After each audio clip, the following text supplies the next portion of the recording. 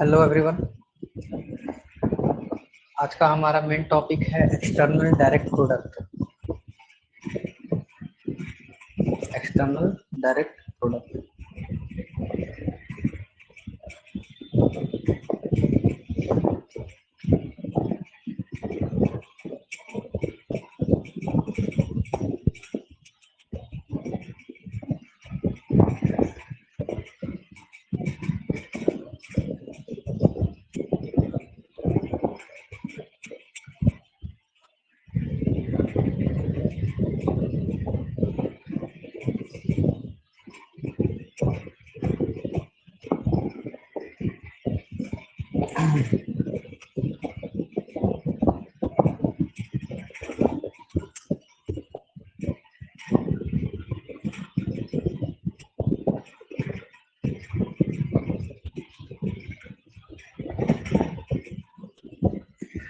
Hello students. तो अभी तक हमने एक्सटर्नल डायरेक्ट प्रोडक्ट का डिफिनेशन को देखा था और आज हमारा उद्देश्य होगा कि इससे आगे थोड़ा सा और बढ़ा जाए, कुछ नए नए प्रॉपर्टीज देखे जाए, कुछ एलिमेंट्स के ऑर्डर की बात की जाए। एग्जाम्पल हमने Z2 Z3 का देखा था। उसके बाद हम चाहते हैं कि कुछ प्रॉपर्टीज पे आए। तो सबसे पहला जो हमारा स्टेटमेंट होगा अभी वो ये है कि ऑर्डर ऑफ एन एलिमेंट, ठीक है, that is order of an element, order of an element in a direct product, an external direct product, external direct product, ठीक है। कैसे हम एलिमेंट का, किसी डायरेक्ट प्रोडक्ट के एलिमेंट का ऑर्डर निकालेंगे। डिफिनेशन तो वही होता है, लेकिन यहाँ पर कुछ काम करना होगा। तो यहाँ पर हम डायरेक्ट ये चीज लिखेंगे कि मान लीजिए कि आपके पास, अब स्टेटमेंट सीधे समझना है इस चीजों में, कि मान लीजिए आपके पास जैसे कि G1 है, G2 है, डॉट डॉट करके Gn है। कितने नंबर ऑफ ग्रुप्स हैं? फाइनाइट नंबर ऑफ ग्रुप्स है, फाइनाइट नंबर ऑफ ग्रुप्स है, ठीक। और कोई एलिमेंट है आपका, जैसे अगर हम बात करें, अच्छा एक चीज और, फाइनाइट नंबर ऑफ ग्रुप्स तो है ही, साथ ही साथ इस ग्रुप को हम चाहते हैं कि ये फाइनाइट हो, तभी तो एलिमेंट का ऑर्डर फाइनाइट की बात करेंगे ना। तो ये finite number of finite groups है। और मान लीजिए कि कोई एलिमेंट है आपका, लेट G1, G2, Gn, ये आपका external direct of G1, G2, G3 and up to so on of Gn में आ रहा है। तो हमसे पूछा जाएगा कि ये जो एलिमेंट है G नाम का, मतलब इसका नाम अगर हमने दे दिया G, तो ये G नाम का जो एलिमेंट है इसका ऑर्डर क्या होगा, यानी कि order of G1, G2, Gn। तो हम ये आगे प्रूफ करेंगे, अभी जस्ट इसे प्रूफ ही करेंगे कि ये कुछ नहीं, बस LCM of all the orders, यानी एलसीएम ऑफ G1 का ऑर्डर, G2 का ऑर्डर और Gn के ऑर्डर का, सबका जितने भी ऑर्डर है उन सबका एलसीएम है, यानी कि लीस्ट कॉमन मल्टीपल है। तो बेटर होगा ना कि अब n के लिए है तो n 100 भी हो सकता है, n 1000 भी हो सकता है। तो बेटर है कि n बराबर 2 के लिए देख लेंगे, बाकी चीजें तो इंडक्शन से ही हो जाती है। तो सबसे पहले हमारा उद्देश्य ये है कि मान लीजिए कि आपका यहाँ पर सपोज कीजिए कि ये जो G है, कैपिटल G, ये G1 डायरेक्ट प्रोडक्ट G2 है, ठीक है। हम एक सिंपल केस में ले रहे हैं जहां पर G1 एक फाइनाइट ग्रुप है, G1 भी एक फाइनाइट ग्रुप है और G2 भी एक आपका फाइनाइट ग्रुप है, ठीक है।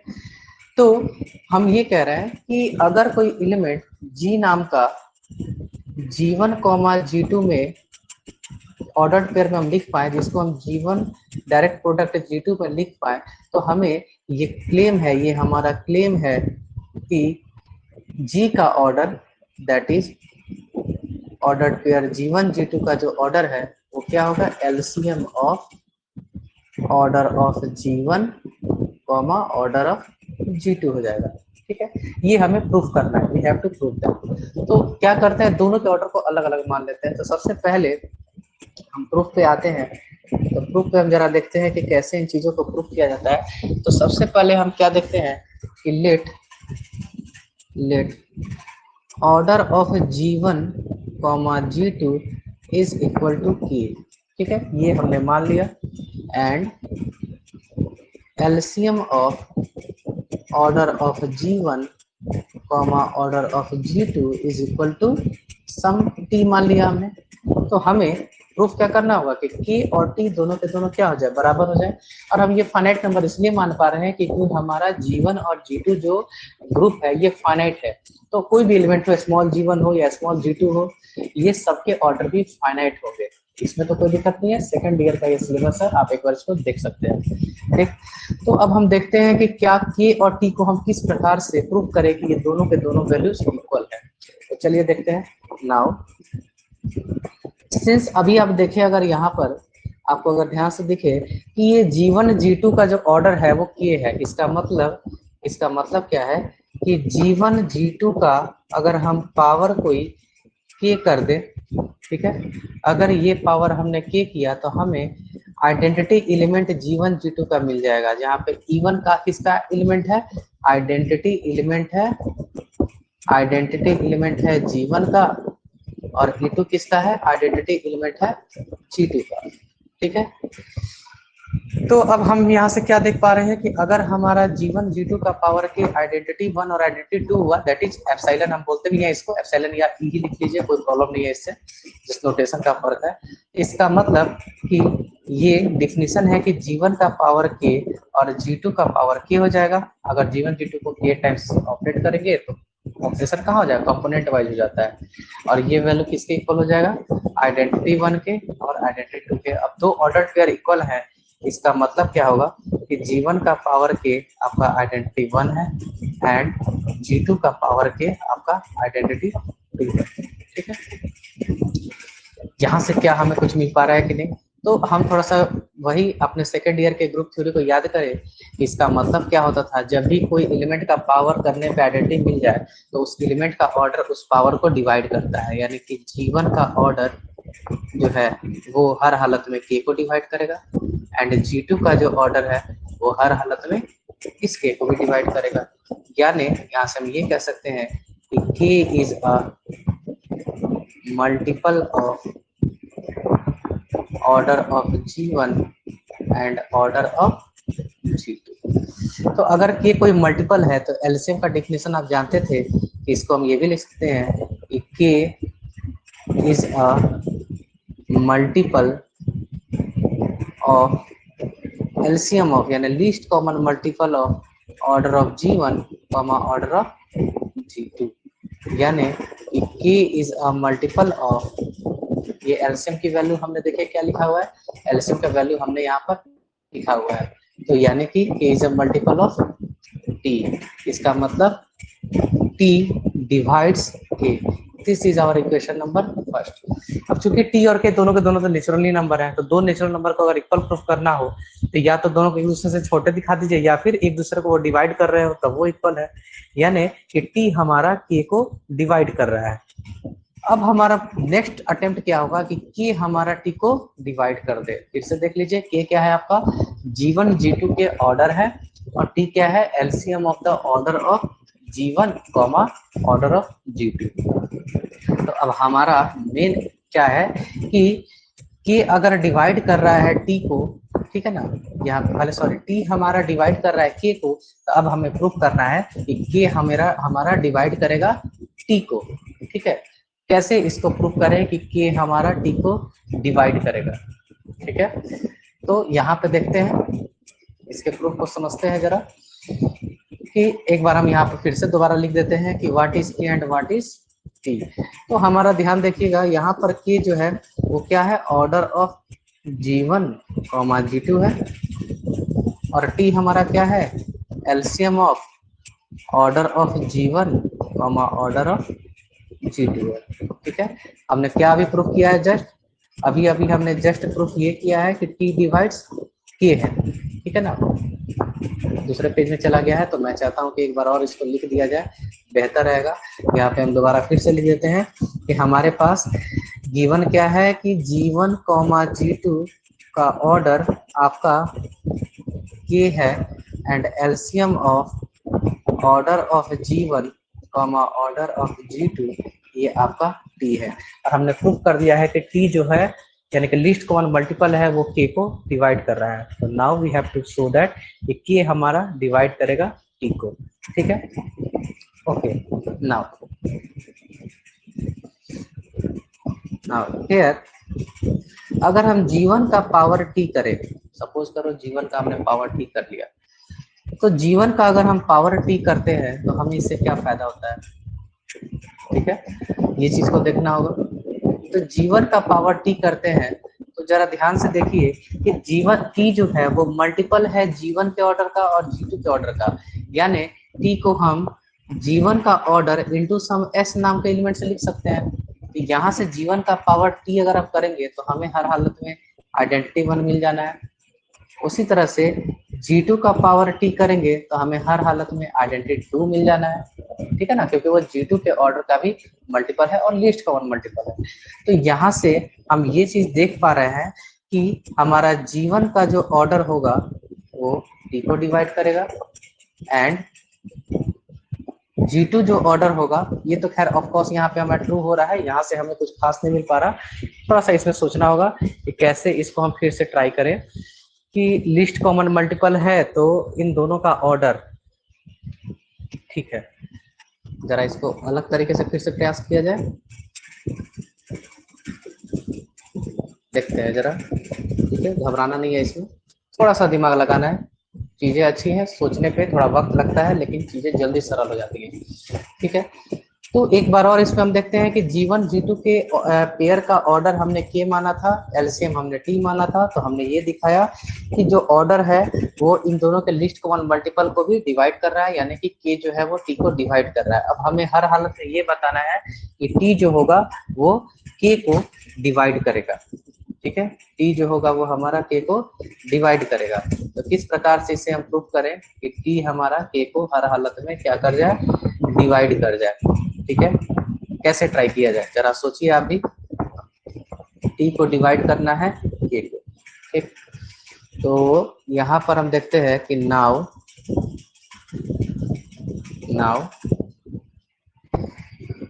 G1 G2 का पावर टी अगर हम करें, ठीक है, G1 G2 का पावर टी अगर हम करते हैं तो यहाँ से हमें क्या मिलता है, G1 का पावर टी G2 का पावर टी।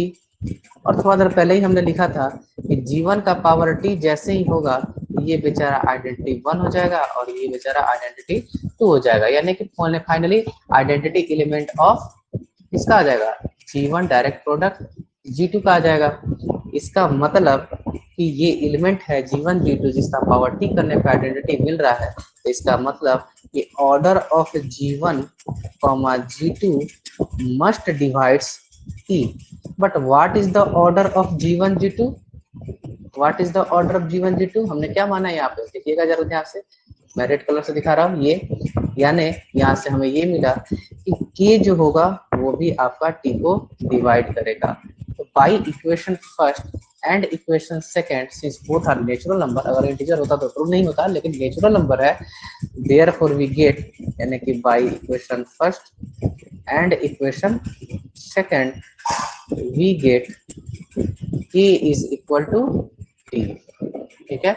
और इसका मतलब ये है कि order of G1 G2 is equal to LCM of order of G1 order of G2, ठीक है, बड़ा ही आसान थ्योरम है, बस थोड़ा सा हल्का फुल्का कंसेप्ट ध्यान में रखना है। अपना सेकंड ईयर वाला जब हम ऑर्डर ऑफ एलिमेंट और ऑर्डर ऑफ ग्रुप वगैरह पढ़ रहे थे तो कुछ उससे रिलेटेड प्रॉपर्टी भी हमने पढ़ा था फाइनाइट ग्रुप्स के ऊपर, तो उन्हीं चीजों को ध्यान में रखना है और क्वेश्चन को आराम से कर लेना है। तो इसको अब हम एज ए जनरलाइज व्यू में लिखना चाहते हैं, ठीक है, तो थोड़ा सा इसे एक तरीके से लिख लिया जाए तो और ज्यादा बेहतर लगेगा। और एज ए स्टेटमेंट, हाँ, इसे आप इंडक्शन से फिर आगे लेकर जा सकते हैं, जैसे n बराबर 2 के लिए ट्रू है तो चेक कीजिए n बराबर k के लिए मानिए और k + 1 के लिए ट्रू कर दीजिए। बट आई होप कि एग्जाम में ज्यादातर 2 पे ही पूछा जाता है, 3 पे ले जाने की जरूरत नहीं है। अगर होती भी तो इंडक्शन का यूज आप 11th-12th क्लास से पढ़ते आ रहे हैं, आराम से उसको कर लीजिएगा। तो चलिए हम सबसे पहले चलते हैं कि इसका मेन स्टेटमेंट क्या है, कैसे क्वेश्चंस में स्टेटमेंट होते हैं, या थ्योरम क्या है, एक्चुअली में थ्योरम ही है। तो थ्योरम क्या कहता है, जरा इसे देखेंगे। देखिए इसको हमने लाइन में लिख रहा है, मतलब जस्ट लाइक कि इंग्लिश लैंग्वेज में लिख रहा है कि the order of an element of a direct product of a finite number of finite groups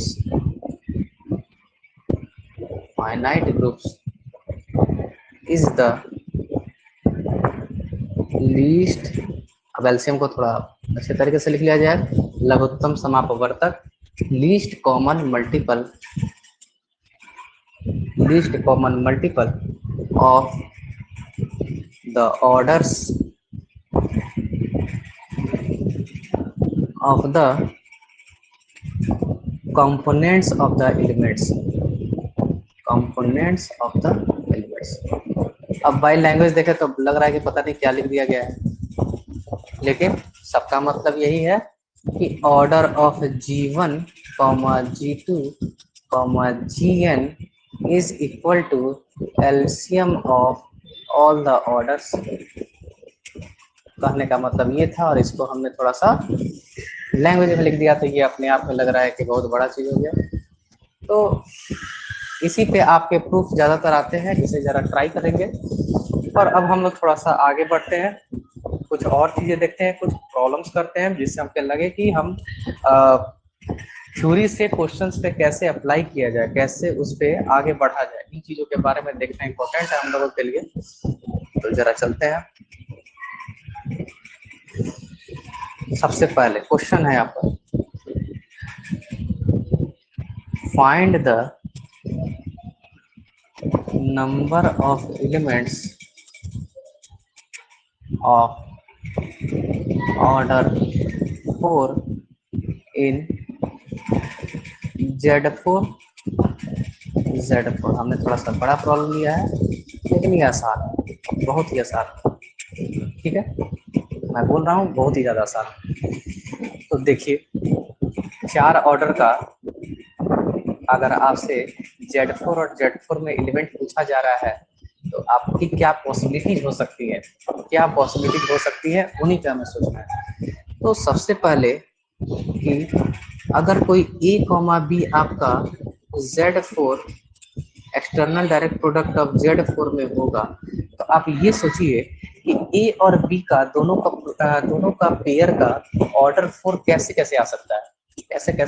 तो सबसे पहले आप ये चीज को देखिए कि यहाँ पर अगर हमने Z4 लिखा और यहाँ पर हमने Z4 लिखा, तो एलिमेंट के ऑर्डर की अगर हम बात करें तो इसमें एलिमेंट्स का ऑर्डर कैसे होंगे, 1 2 4। यहाँ पे कैसा होगा 1 2 4, ठीक है। तो अब ये देखना है कि भाई 4 एलसीएम कैसे आ सकता है ना। 4 एलसीएम कैसे आ सकता है। मान लीजिए A आपका इधर से आ रहा हो और B आपका इधर से आ रहा हो, मतलब ऑर्डर की बात करें हम लोग ऐसे, ठीक है ना। तो अब हम देखते हैं जरा कि कैसे पॉसिबिलिटी है। तो मान लीजिए जैसे कि Z4 में एक पहला कंपोनेंट लिया हमने 1 ऑर्डर का और दूसरा ले लिया 4 ऑर्डर का। एलसीएम देखिए 4 होगा कि नहीं, ऑफ कोर्स होगा। 2 ले लिया यहाँ पे, 4 ले लिया यहाँ पे, तो भी एलसीएम 4 होगा।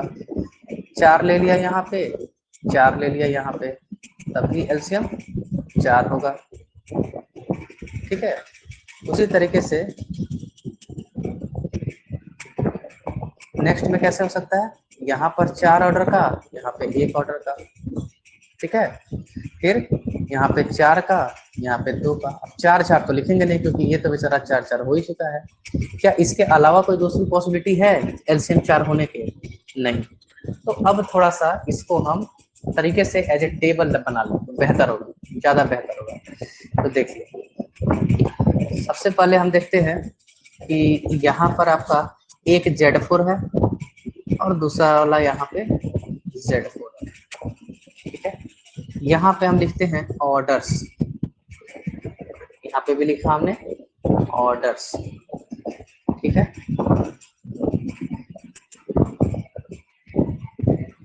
यहाँ पे लिखेंगे हम एलसीएम, ठीक।